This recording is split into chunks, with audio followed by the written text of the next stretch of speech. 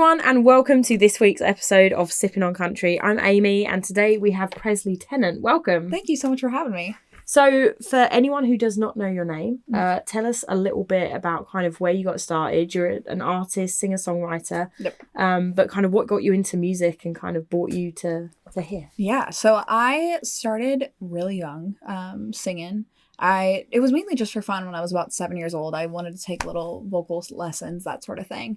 But when I was about 10 years old, I started auditioning for different, I would say like talent shows, different talent shows. And I did one out in Temecula.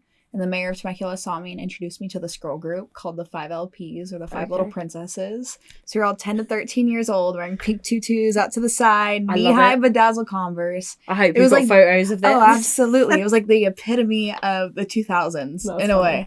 But I started going up to LA 5 days a week, from 8 a.m. to 4 p.m. And then I'd rush 10. Yes. That's a lot. That's a lot. I convinced my parents to homeschool me. It was one of those things. I've always been one, if I commit to something, then I'm committing. Like, I'm full throttle. It's go big or go home. That's fair. And then I would rush back and I'd go to soccer practice, play on 2 teams, and then do my homework for the night.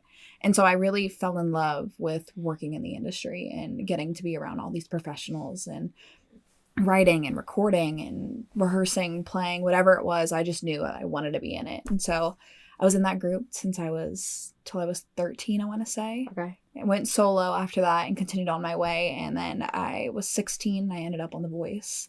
And that was an amazing experience. I learned so much just from being there, not only about myself as an artist, but who I am as a person outside of music. Right. And those shows are hard because there's, as much as you see as a consumer on TV, that's a fraction of what you end up going through on those shows. There's a lot of, I would say it's very time consuming. And a lot of people don't realize that. And there's a lot of back end work that gets put into it.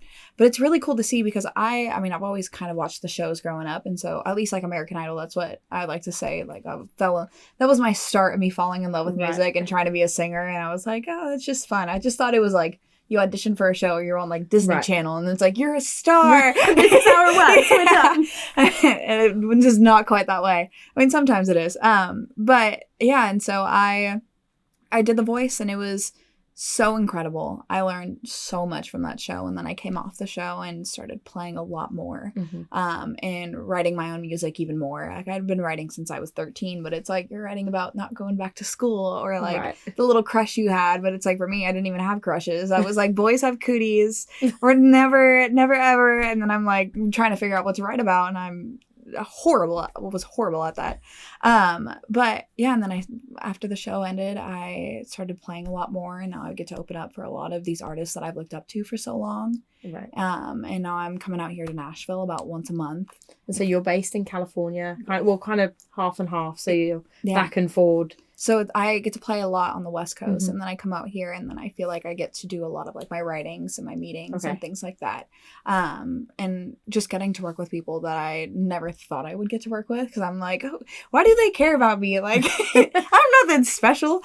It's one of those things, and I've just fallen in love with it. And so I've been putting out a lot of music. I put out a new song just recently, and so I'm here. I love that. I mean, what brought you around into country music? Is that something that you grew up on? Or is that was it almost a learned thing as you kind of went along in your musical journey? I would say it's kind of both. For me, country music is what I grew up on, in a way. I listened to a lot of different music growing up, but where I'm from, it's a very small horse town in Southern California. We're called Horsetown, USA. That's like what we're known as. Okay. So you go to like Taco Bell or Starbucks, there's probably a horse in front of you in the drive-thru. It's actually pretty funny. I love it. And it's like you go inside the restaurants, the bars, that's everything that was there. It was just country music. Right. And so I've always kind of had that around me, and I grew up listening to it and singing that. But then I wouldn't say I shied away from it, but it was like because of the girl group, it was a pop Christian girl group. You kind of headed into that direction. Yeah, and I learned so much from that side of like of the pop industry.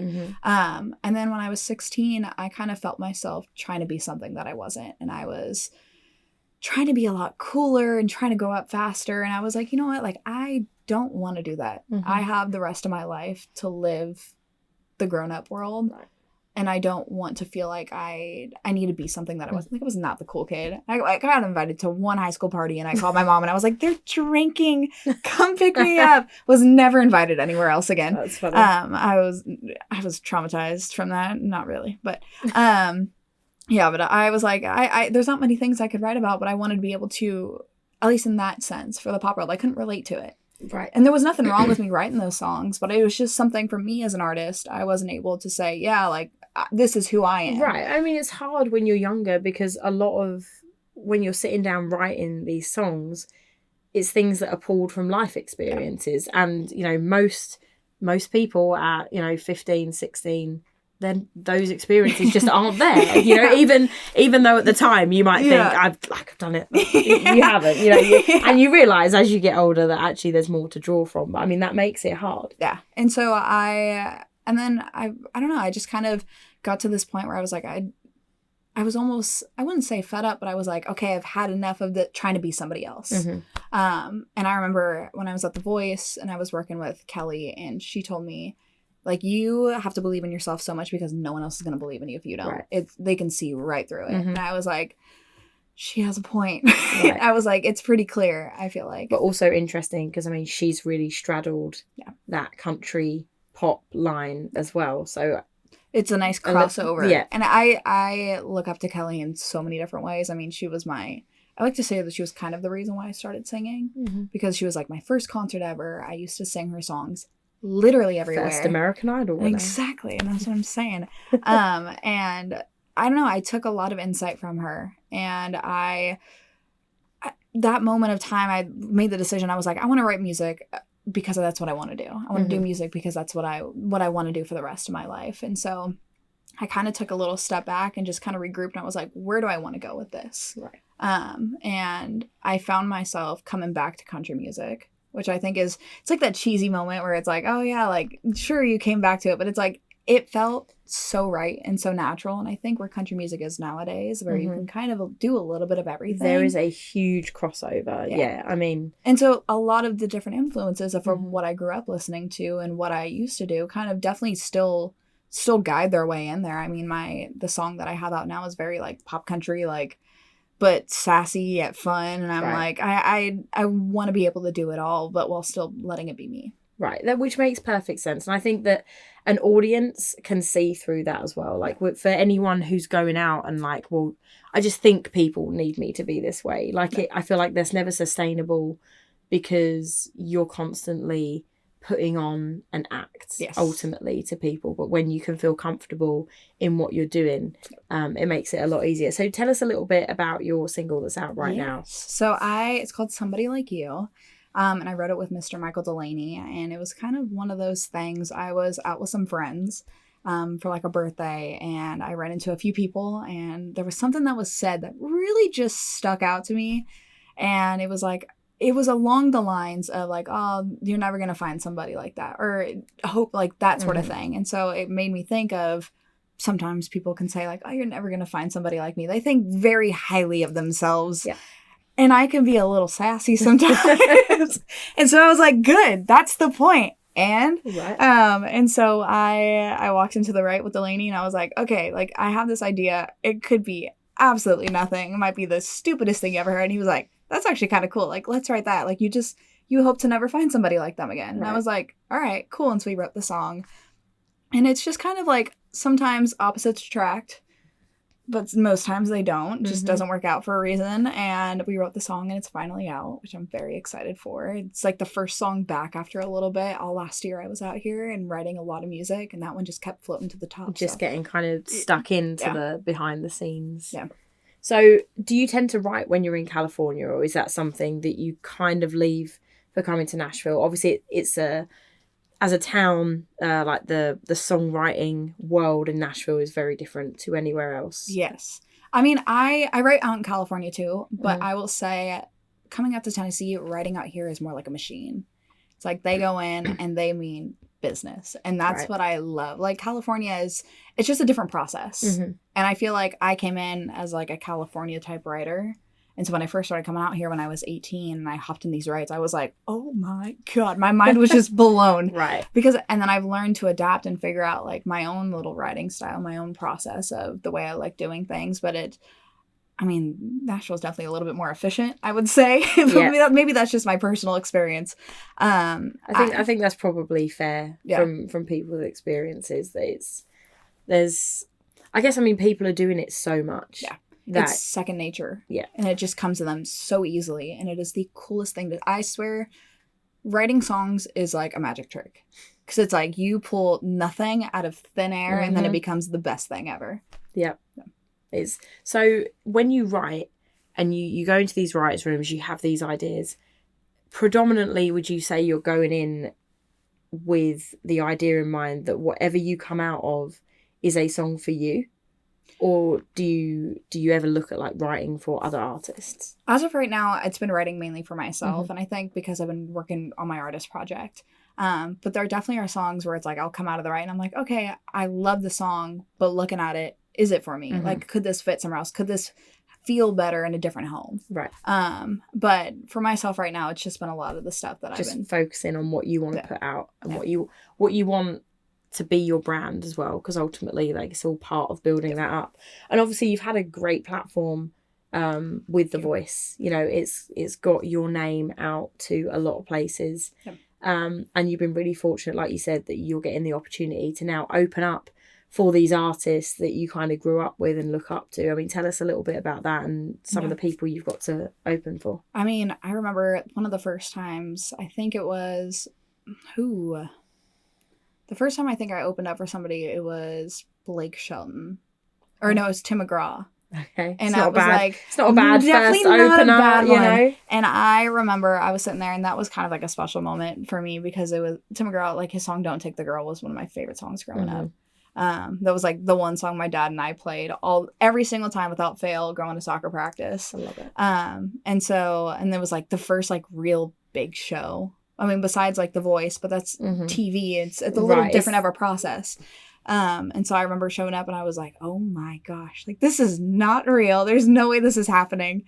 I was like, and because I gave up soccer and like with my dad and I was like, and then the song and I was like, Tim McGraw, this is just like one of those pinch me moments. Yeah. And then since then I've gotten to open up for a lot of different artists like Blake and Carrie and, Chris Lane. I just did a few with Sam Hunt recently. Nice. I fly back home tomorrow, and then I'm opening up for Jody Messina this weekend. So it's just never in a million years what I think that this is where it would be at.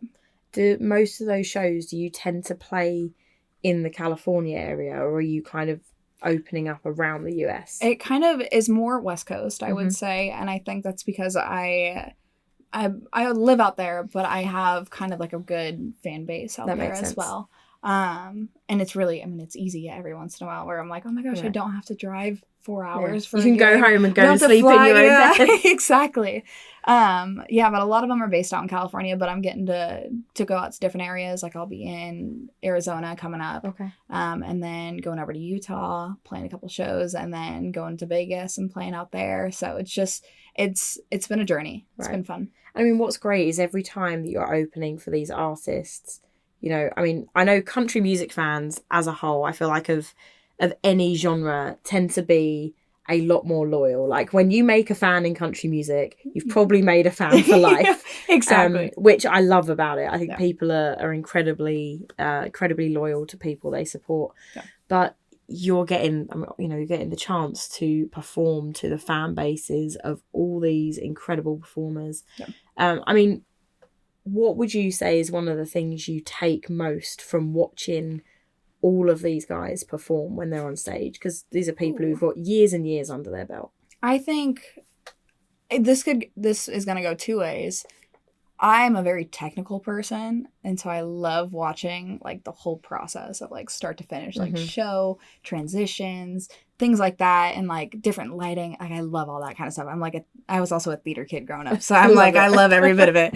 And it's all part of the show, though, right? I mean, it's like it's not just it isn't just standing on a stage. Yeah. So yeah, I mean, you definitely can, but also it's like, how could you elevate the show experience even more. Like, I love that. I love going to a concert and then just sitting there and just being mesmerized by the artist because they are so good at what they do. But then also it's like the fan interaction, the crowd interaction between everybody, and like what's really cool is the moments when the artist just stops singing and all you hear is the crowd going. I'm like, that is the coolest feeling. I get goosebumps every single time without fail.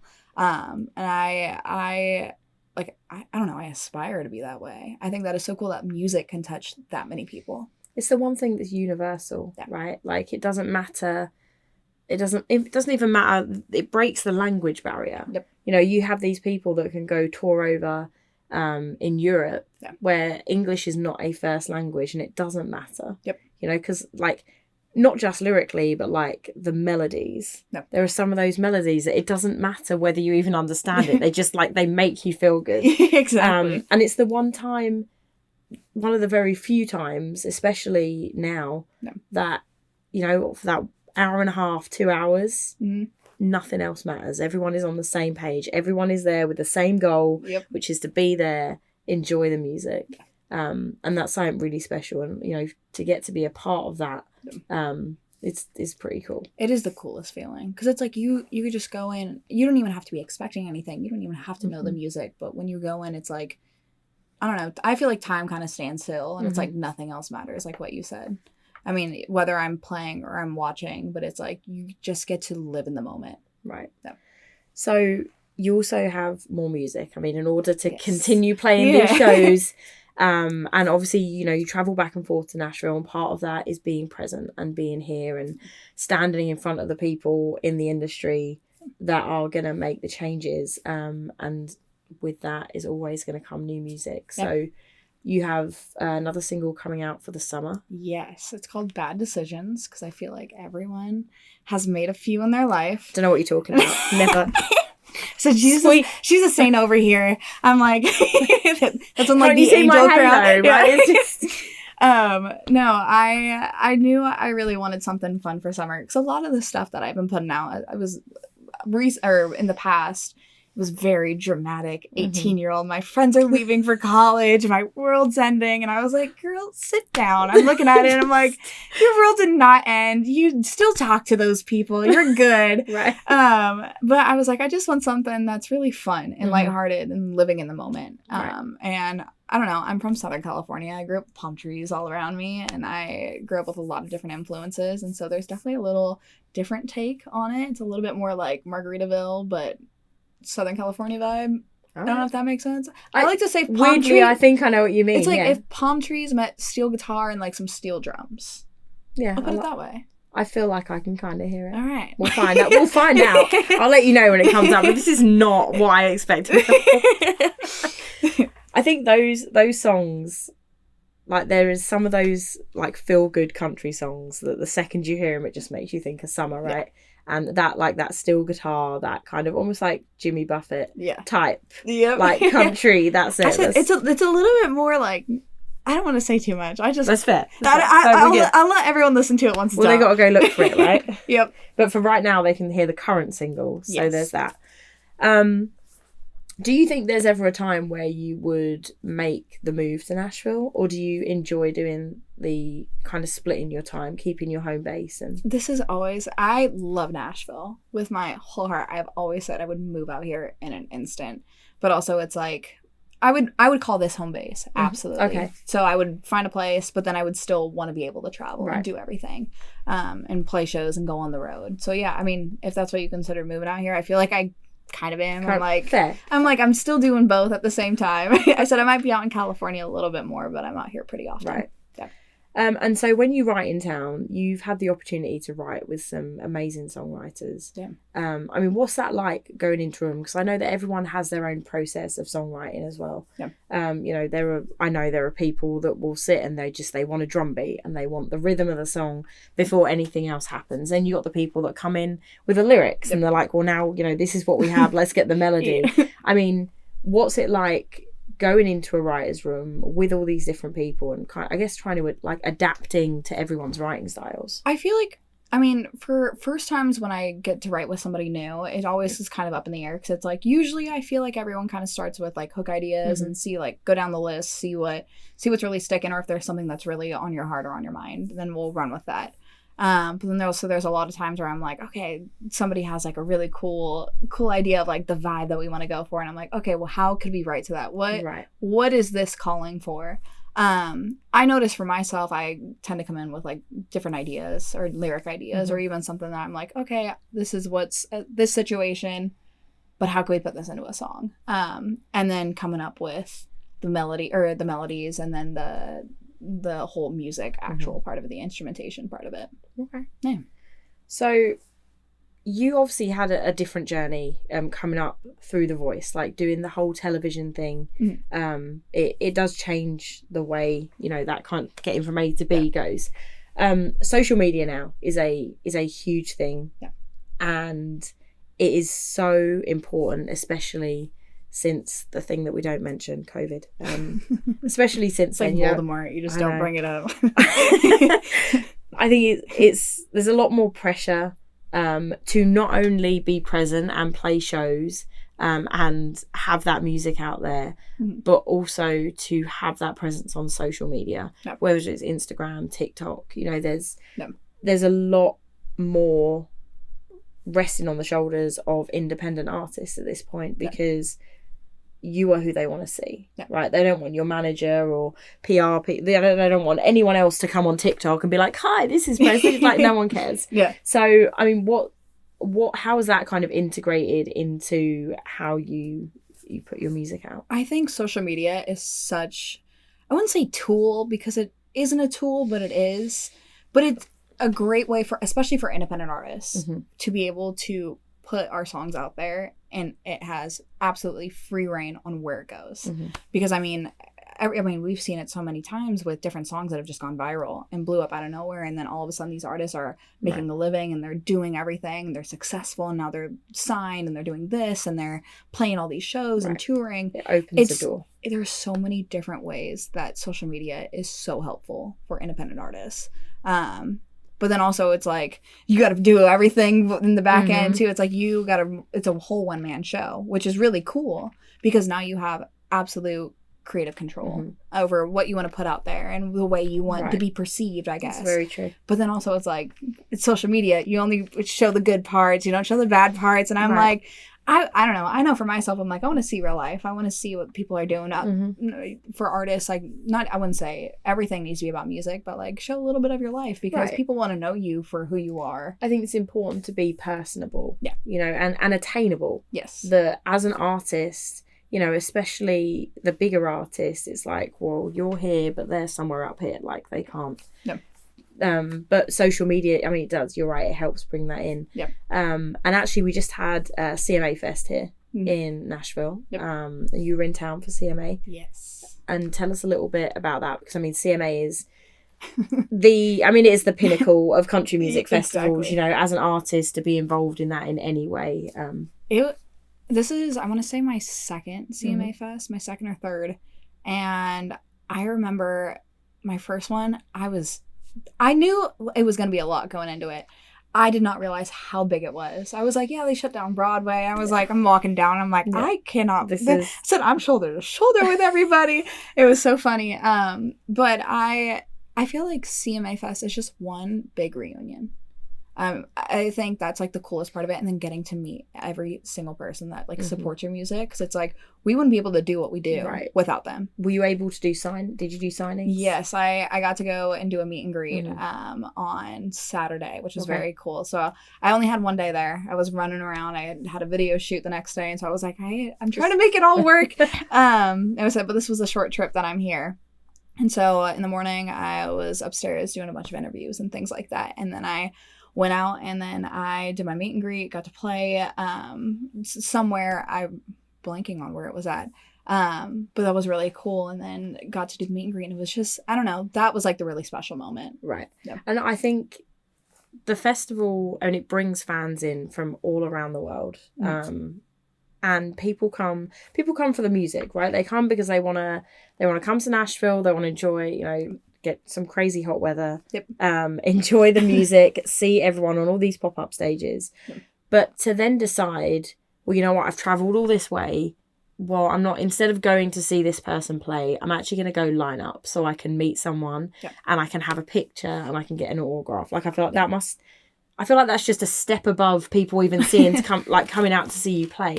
I think the meet and greets are my favorite part, but it's for me, after even all my shows, wherever I play, I'm always hanging out with people afterwards. I'm walking around just because I want to say thank you as a way also to all these people that came out to come watch, because they didn't have to be there. They didn't have to spend their money to be at this show. They could have been doing something with their family somewhere else, but it's like they chose to be there. So how am I, like, what am I supposed to do? Like, I want to be able to go up and meet these people. And it's so funny though, because I've met so many people, and honestly, a lot of them have become like friends at this point. I feel like every time I see them, I'm like, oh my God, hey girl, like, how's it been? I love it. I was like, how's the kids? Like, it's so funny, but it's like that would be the only time that we see each other, but it's like we form these relationships with people and these friendships, and that is the coolest thing. I think, and it's really important as, again, just to be on that level so people can feel like they know you. Like, I know for me, while, you know, if I love a song, I love a song. But I feel like I'm always more encouraged to listen to an artist's music if I feel more of a personal connection to them. There's something about being like, well, you know, like, almost like that could be me type of thing, but like knowing that they're not this like God up in the it's like your friends. It's like, but that's why I love social media, because people get to see every bit of like your life. It's like you can let them in and show them who you are outside of just music, and it's like, oh my gosh, like we have the same things in common. We have this, we both do that. Oh, we both go to the same place. Like, oh my gosh, that's so crazy. It's just everything comes back around though. But also it's like, I don't know, the biggest thing is like we're normal people. I was like, I don't know, I definitely am normal. I'm like, but I get to meet all these other artists that I look up, and I'm like, when I met Kelly Clarkson, I was like, oh my God, I'm starstruck right now. And then she's like, what do you mean? Like, it's like, stop. I'm like, and then you realize, she's just a normal person, and I'm like, why are you friends with me now? This is weird. I was like, this isn't right. No, but it's the cool, and that's why I appreciate so many different people and like artists who are so incredibly talented and so nice. I'm like, you just became so much cooler in my book, because I already respected you, but now I respect you in so many other ways. 100%. And I think actually Nashville as a whole, most of the artists in Nashville, or not just artists, but, you know, anyone who's had a lot of success, Nashville, everyone's very humble. Like, and I can't speak for like LA and New York, but I think that the country music scene as a whole is very different. There's a distinct lack of hierarchy, I feel like, between these independent artists and then your Grammy winning art. Like, it's not like this. Everyone feels like they're on the same playing field, even if you know they're not, and they've had which I think is really nice, and definitely is helping when you have independent artists like yourself coming up those ranks. So looking into 2024, I realised earlier, which is crazy, we're already halfway through 2024. So don't say that. So we're real close. We're real close to 2024. I don't want it. It's my birthday at the end of the year, and I'd quite happy. I don't need to be old or wicked. But rest of 2024 into 2025, obviously you have the opening slots that you're doing here and there. But what's it going to look like is there potential for potentially, we'll just cut that bit because that was a lot of is there potential for a solo tour for you around the US? Yeah, I'm hoping very soon, but there's also a lot of music coming out very soon.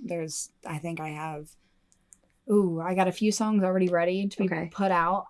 So we've got Somebody Like You, Bad Decisions, and then we got a few more coming that I can't say too much about yet. But onto an EP. Hopefully by the end of this year. Kind of getting everything lined up. I don't know.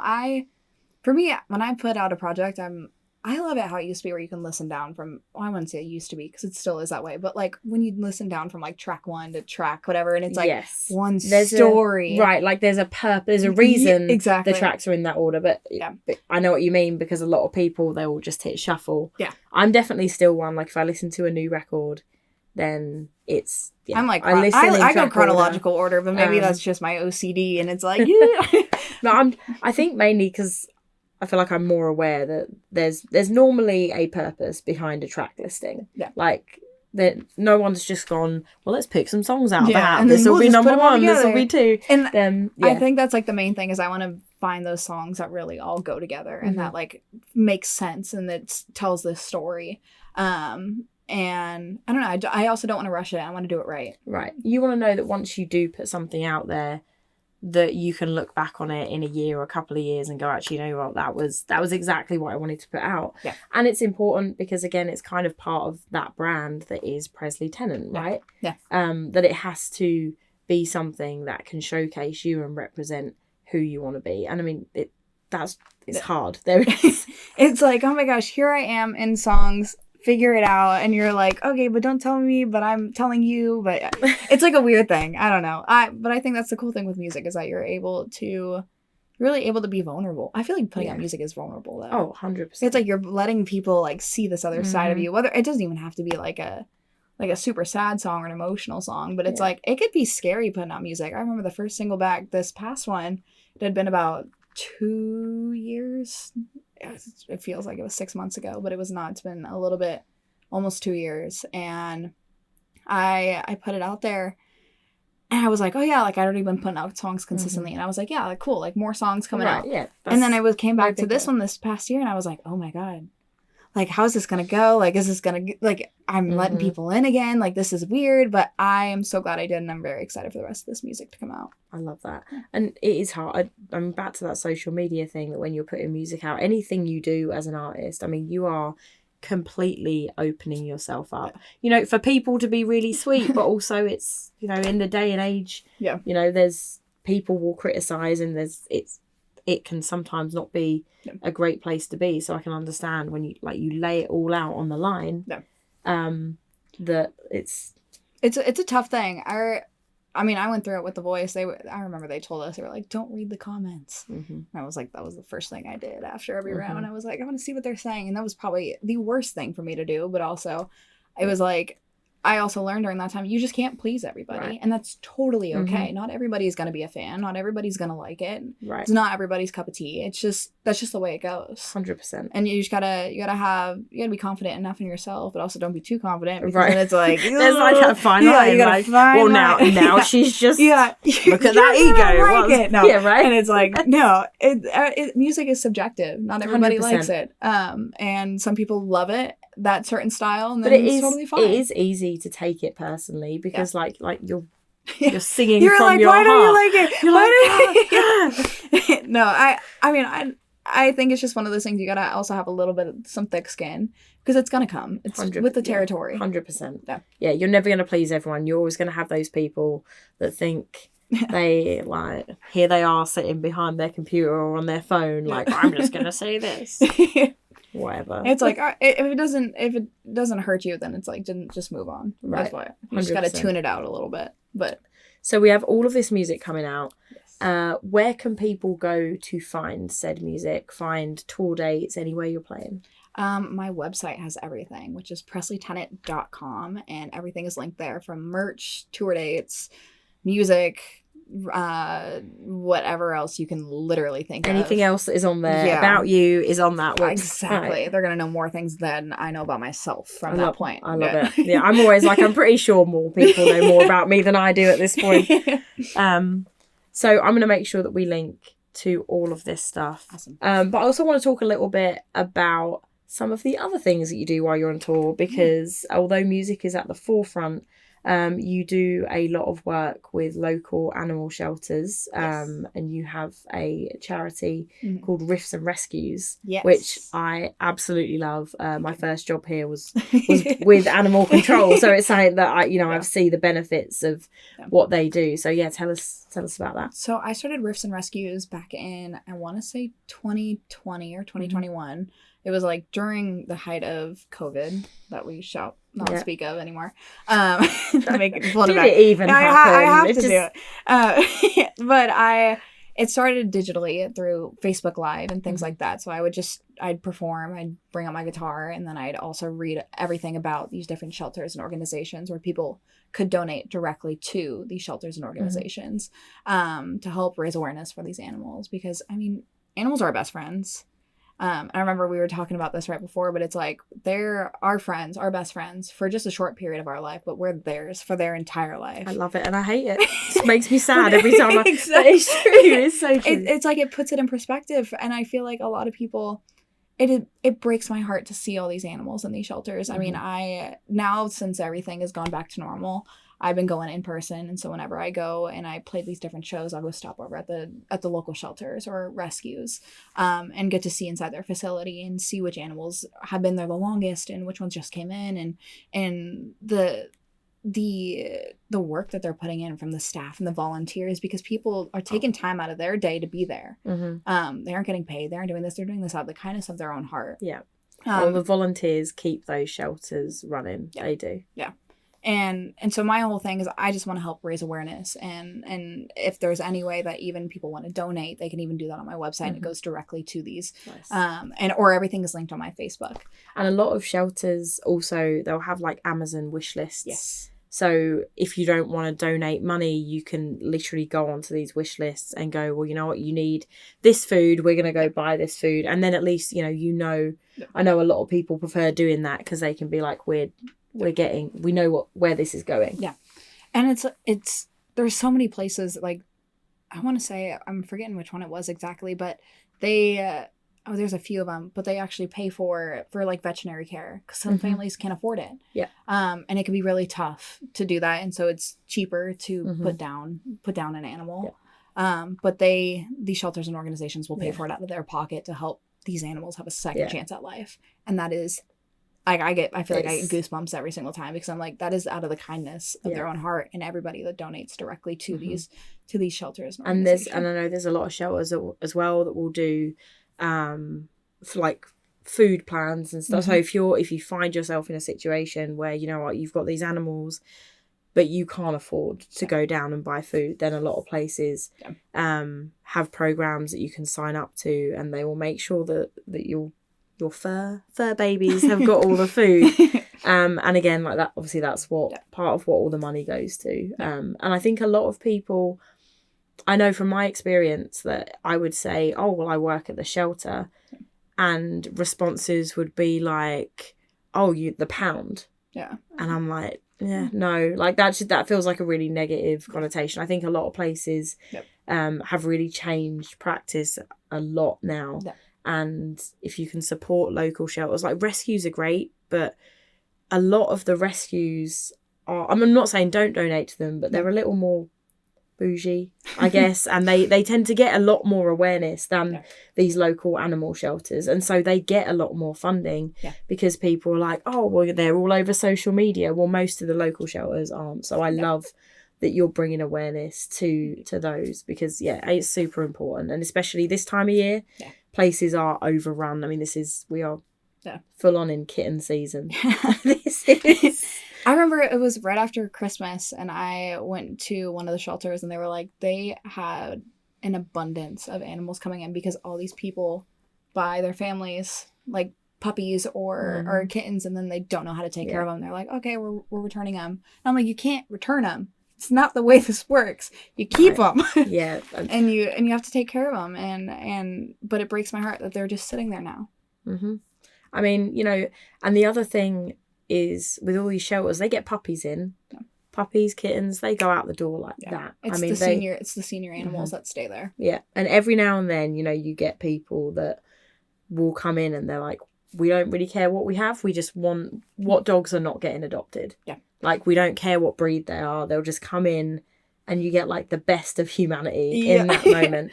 But those older dogs are always harder to adopt out because, people want the cute puppies even when they go to shelters. Yeah.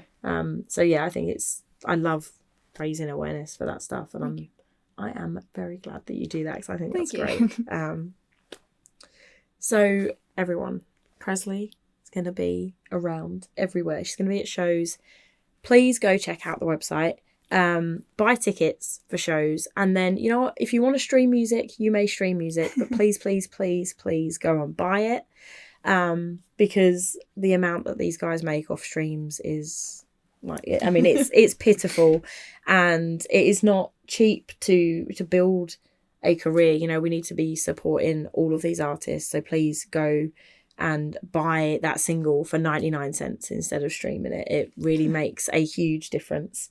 I'm going to look forward to this summer song. I'm going to look forward to Bad Decisions. Well, now I need to know if it's what I'm hearing in my head. So I said, I guess we'll find out. Right, we will. Everyone, we are going to be back for another episode next week. But right now, Presley Tennant, thank you so much. Thank you so much for having me. No worries.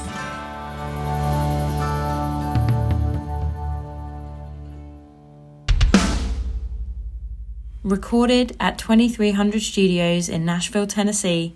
Original theme music by Gary Wood.